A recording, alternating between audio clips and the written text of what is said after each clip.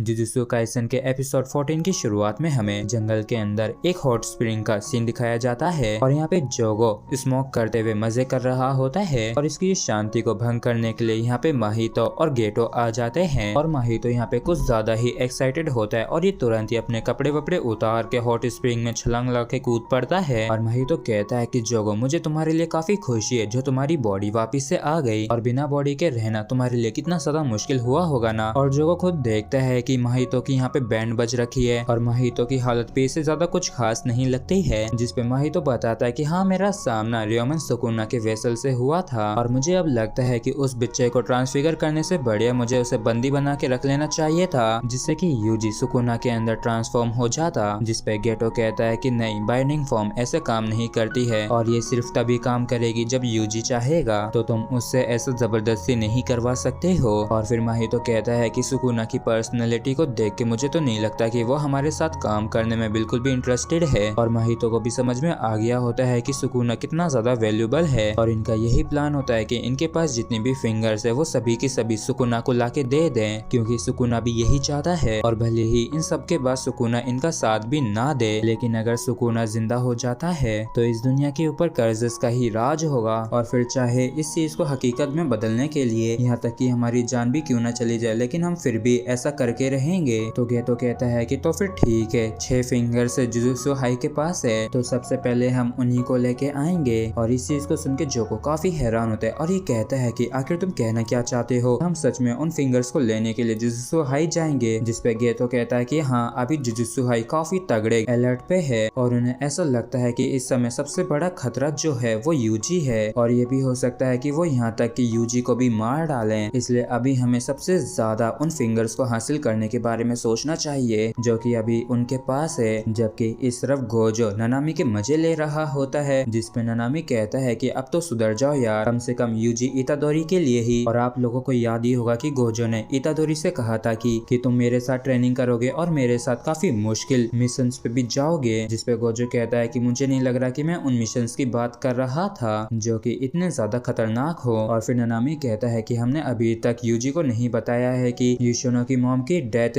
Sukuna की finger की वजह से हुई थी और यही बेहतर होगा कि यूजी को इस बारे में पता भी ना चले। और इस चीज पे गोजो भी एग्री करता है और ननामी ने उस फिंगर को जुजुत्सु हाई को दे दिया है, क्योंकि अगर ये उस फिंगर को गोजो को देता तो शायद ये उस फिंगर को भी यूजी को खिला देता। और फिर ननामी कहता है कि क्या सच में ये ठीक रहेगा कि हम यूजी को हायर अप्स के सामने लेके आए, क्या इससे उसके ऊपर खतरा नहीं आएगा क्या। जिसपे गोजो ननामी से कहता है कि तुम यूजी को तो जानते ही हो ना कि वो कैसा है। और तभी यहाँ पे यूजी आ जाता है जो कि काफी ज्यादा एक्साइटेड होता है, क्योंकि ये अब अपने स्कूल जाके अपने दोस्तों से मिल सकेगा और साथ ही साथ सेकंड ईयर के बच्चों से भी मिल पाएगा और उन क्योटा स्टूडेंट्स से भी। और फिर यूजी और गोजो डिसाइड करते हैं कि ये एक सरप्राइज को प्लान करेंगे जिसे देख के सभी लोग काफी ज्यादा एक्साइटेड और खुश हो जाएंगे। लेकिन ननामी को ऐसा लगता है कि ये बंदा मर के जिंदा हो रहा है, क्या ये चीज ही सरप्राइज से कम नहीं है क्या। जबकि इस तरफ नोबारा मेगुमी और सेकंड ईयर के स्टूडेंट से मिलती है और ये देखती है कि इन लोगों ने अपने सामान को पैक नहीं कर रखा है और ये इन सभी से कहती है कि हम तो क्योटा जा रहे हैं ना, तो तुम लोगों ने अपनी पैकिंग क्यों नहीं की। जिसपे पांडा कहता है कि देखो, गुडविल इवेंट क्योटा वाले स्टूडेंट्स के साथ है ना कि क्योटा के अंदर, तो मतलब कि वो होगा यहीं पे, क्योंकि लास्ट टाइम का जो विजेता होता है उन्हीं के स्कूल के अंदर गुडविल इवेंट रखा जाता है और पिछली बार यूटा उकुत्सु ही जीता था जो कि हमारे ही स्कूल का है, इसलिए ये कंपटीशन टोक्यो के अंदर ही होगा। और थोड़ी देर में ही यहाँ पे क्योटो जुजुत्सु स्टूडेंट्स आ जाते हैं गुडविल इवेंट के लिए और नोबारा कहती है कि चलो सोवेनिर्स दो। और इस तरफ मोमो कहती है कि ये लड़की तो कितनी ज्यादा खतरनाक है, मुझे तो इससे डर लग रहा है। जबकि मेकामारू कहता है कि ये जो 2 फर्स्ट ईयर के स्टूडेंट्स हैं ये तो आते ही निपट जाएंगे। लेकिन नोरितिशो कामो कहता है कि मेगुमी फुशिगिरो एक काफी टैलेंटेड सोर्सरर है और तो और ये जेनिन फैमिली से बिलोंग करता है, इसलिए इसे अंडरस्टिमेट तो बिल्कुल भी मत करना। और तभी यहाँ पे क्योटा के स्कूल की स्टूडेंट काउंसलर उटाकी में आती हैं और ये कहती हैं कि आखिर वो बेवकूफ कहाँ है, आखिर वो अभी तक क्यों नहीं आया, वो तो हमेशा की तरह आज भी लेट है। और जब ये गोजो की बात कर रही होती तभी यहाँ पे गोजो भी आ जाता है और ये क्योटो के स्टूडेंट्स को सोवेनिर्स देना शुरू कर देता है और ये कहता है कि अगर बात करें टोक्यो स्टूडेंट्स की तो तुम लोगों के लिए मैं एक अलग से सरप्राइज लेके आया हूँ। और जैसे ये डब्बा खोलता है तो इसके अंदर से यूजी निकलता है और ये दोनों ही काफी खुश होते हुए चिल्लाते हुए कहते हैं कि स्पेशल सरप्राइज। और इस चीज को देख के मेगुमी और नोबारा डर के मारे शॉक शॉक रह जाते हैं। और जैसा कि गोजो और यूजी ने सोचा था कि इसे देख के ये लोग काफी ज्यादा खुश होते हैं, लेकिन ऐसा कुछ भी नहीं होता है। मतलब कि ये लोग बिल्कुल भी खुश नहीं होते और पूरी तरीके से चौंक जाते हैं। जबकि क्योटो स्टूडेंट्स को तो यूजी के होने ना होने से बिल्कुल भी फर्क नहीं पड़ता है। और इधर प्रिंसिपल यूशिरो काकोगाची भी होता है और इसे ये यहाँ पे देख के काफी ज्यादा हैरान होता है, क्योंकि इसने यूजी को मारने का ऑर्डर दिया था, लेकिन ये अब भी यहाँ पे जिंदा है। और तभी गोजो काकोगाची को छेड़ते हुए कहता है कि क्यों रे बुढ़े, तूने तो सोचा था ना कि ये मर जाएगा, लेकिन ये तो अभी भी जिंदा है, अब क्या करेगा रे तू। और इस वजह से काकोगाची को काफी ज्यादा गुस्सा आने लगता है। जबकि सब नोवारा गुस्सा करते हुए कहती है कि पिछले 2 महीनों से तुम मरने का नाटक करते रहे और अब आके तुम कह रहे हो कि तुम जिंदा हो। मुझे इस चीज की प्रॉपर एक्सप्लेनेशन चाहिए। और इस सब चीज के लिए यूजी इन सभी से माफी मांगता है और इनकी क्लास में वापस से ज्वाइन हो जाता है। जबकि इस तरफ प्रिंसिपल याका गोजो को पनिशमेंट देते हैं यहाँ पे लेट आने के लिए। और इसके साथ साथ team battle spirit based race के रूल्स भी बताते हैं और ये बताते हैं कि इस एरिया के अंदर ग्रेड 2 के एक कर्स को छोड़ा गया है और कुछ ग्रेड 3 के और बाकी के कमजोर स्पिरिट्स भी छोड़े गए हैं। और जो भी टीम सबसे पहले